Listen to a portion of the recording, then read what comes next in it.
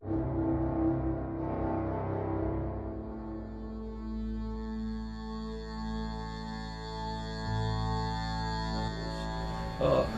were involved in the tragic death of Kenneka Jenkins on September the 9th, 2017. The facts and circumstances regarding Kenneka's death are not entirely clear. That's primarily because there have been no adequate answers given for why or how Kenneka was not identified or found wandering in the Crowne Plaza Hotel on the early morning hours of September 9th. Why and how, although video surveillance cameras clearly indicate that Kenneka was wandering into an area under construction that had a operating walk-in freezer and cooler, and why and how, in spite of the fact that Kenneka's family and friends were at the hotel from the moment she disappeared until the moment her body was found, almost a full day later, more than a full day later, why this tragedy unfolded.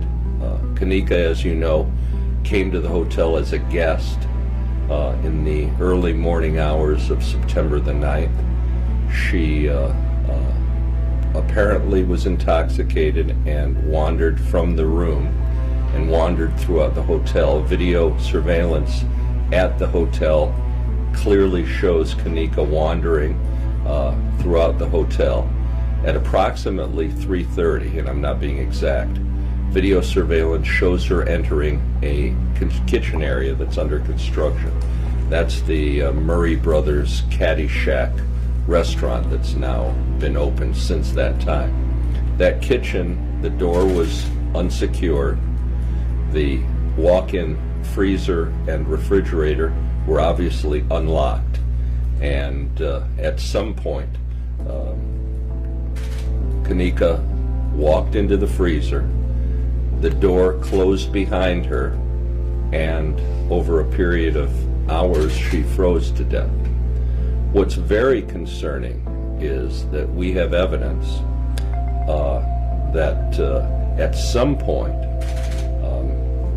because she was clearly on video surveillance, at some point that somebody secured the doors to the kitchen area and to the freezer compartment where she died.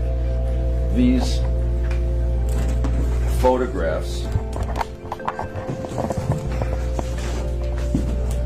first of all show, this is the construction site into the kitchen, and this was taken after her body was found, but there's clearly the ability to lock the entire kitchen off, and this was taken by a member of the family. However, what's most concerning also is that the freezer door has a lock on it. This is a lock that you can prevent somebody from the inside from getting out if it's pressed. And we believe that it's very possible that this door, for reasons that we cannot explain, without ever looking in the freezer, someone came and locked this freezer door so that Kenneka could not exit the door. Now, there have not been adequate answers that have been provided by the Crowne Plaza Hotel. We have the police report. We have what they've described to us as the video, and the most revealing place in the video is that we see Kenneka entering this kitchen that it was under construction at 3:30. We know that the Crowne Plaza and the security company knew that she was missing at that very time, that they were reporting to the family that they were doing their best to find her. All they had to do was look on the video, and they would see that Kenneka was wandering the hotel, and they would see that she had wandered into the kitchen. There is no explanation that we've received at this time why Crown Plaza, why the security company, and why the Caddyshack Murray Brothers restaurant didn't do anything for nearly a day and a half, and that her body supposedly lay there until it was allegedly discovered, I believe, at about 12:30 a.m. the next day. And by the way, then her body stayed there for nearly 5 hours while the family waited to find out what had happened to Kenneka. So we expect to get all that information during this pretrial discovery process. The complaint's been filed. The defendants have an opportunity now to answer the complaint. And we will get in due time a full incident reports filed by these defendants plus their insurance companies. We'll get the videotape. They say they've given it to us, but we want to make sure we have all of it. We will get all of their reports, and we'll be able to take the testimony of the security guards and all the Crown Plaza employees so that we fully understand why this tragedy occurred and how it can be prevented. What's most concerning about this case right now from our perspective is the Crown Plaza knew immediately, not many hours later, immediately. She was reported by her friends and then her family, and her family was there at the Crown Plaza on at least 3 occasions, camping out, to the point where the Crown Plaza called the police on the family because the family was so concerned about Kenneka's whereabouts. Why, under these circumstances, when Kenneka is clearly visible on security cameras, walking into an area where she was eventually found later frozen to death, what happened at this point? That's a mystery that will unfold during the processes. It'll generally take several years to resolve this case, and I appreciate it. If you've got any questions, I'll be free to answer them, and Tereasa would be available to answer just briefly any questions you have. Mr. Fieger, could you explain that mechanism on the freezer again? Sure. This is right here is a lock. It can be pressed down and it can secure the door, preventing anybody from the inside from exiting. It would effectively lock this door. And we believe that that door may have been locked from the outside because there's no other explanation why her body wasn't discovered. It's very possible that security people at the hotel knew she was missing, just looked into the kitchen under construction, saw that it wasn't secured, and started locking the doors and then left, and came back later to find, well, we've just locked in Kenneka. So you're not saying that you believe that they did this on purpose?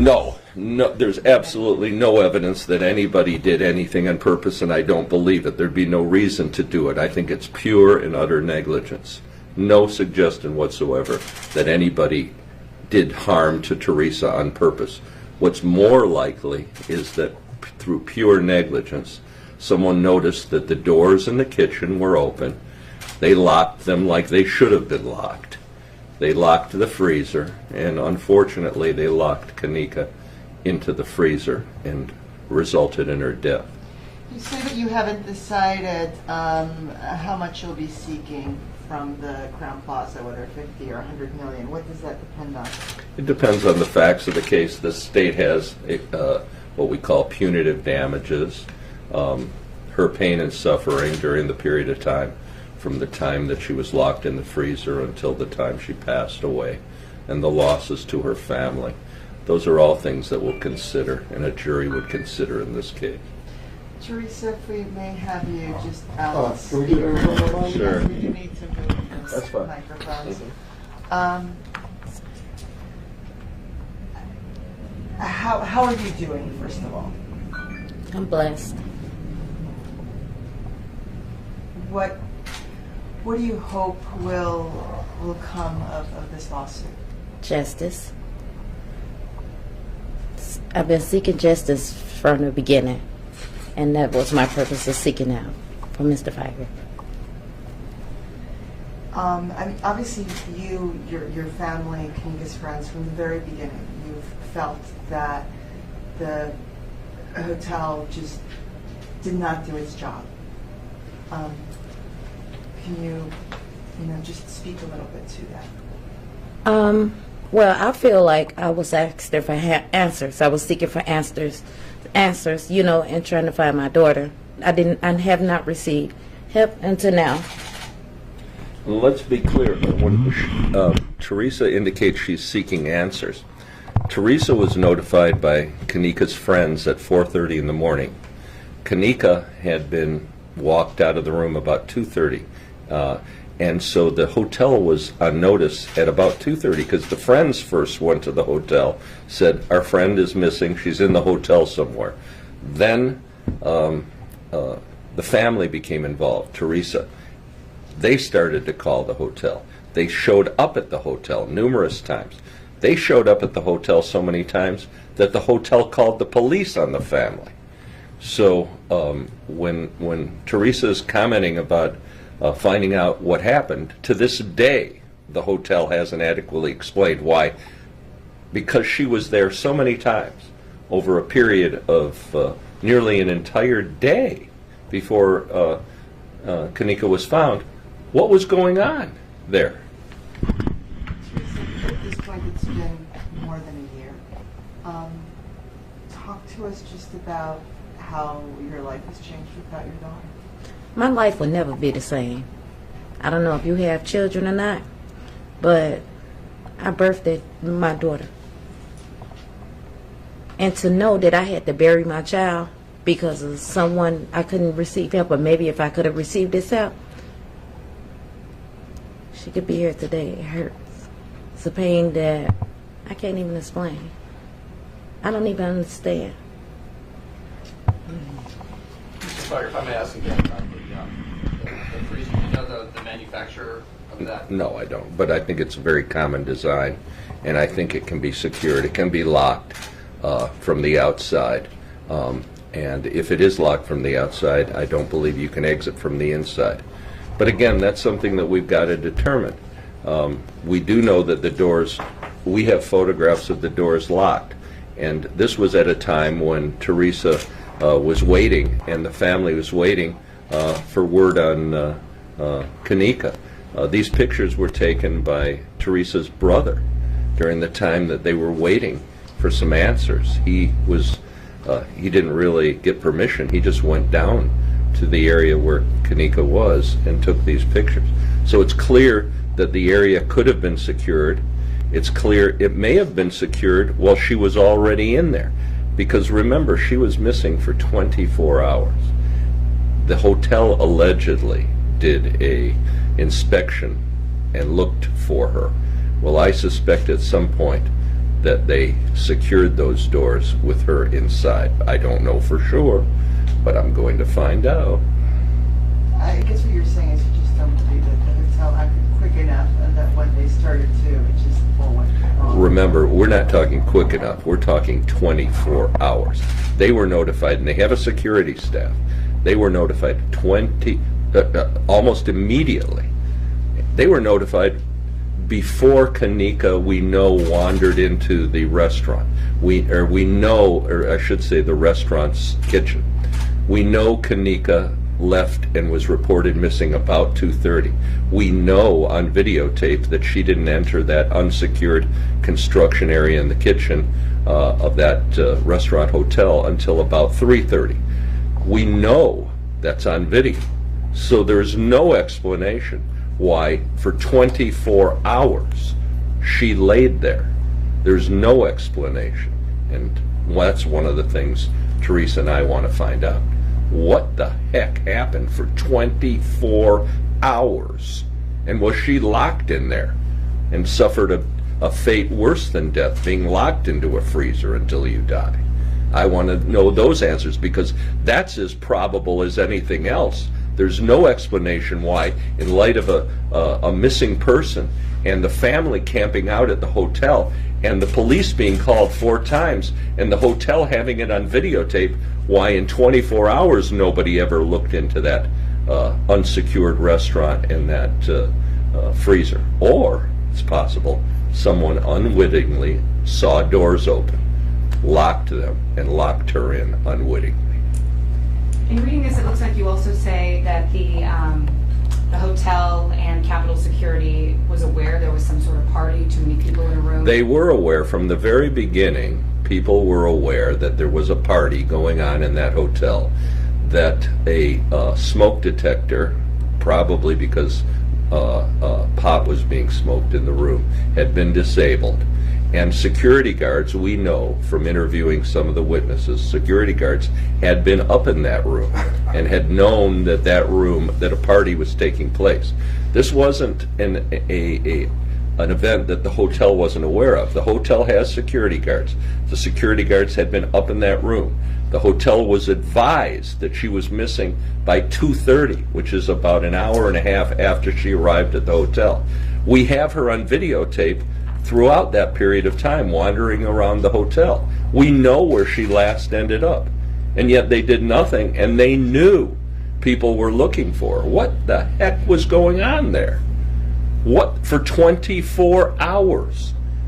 That doesn't happen. If you got a missing person, you got an Amber Alert for a child, although this is a little older.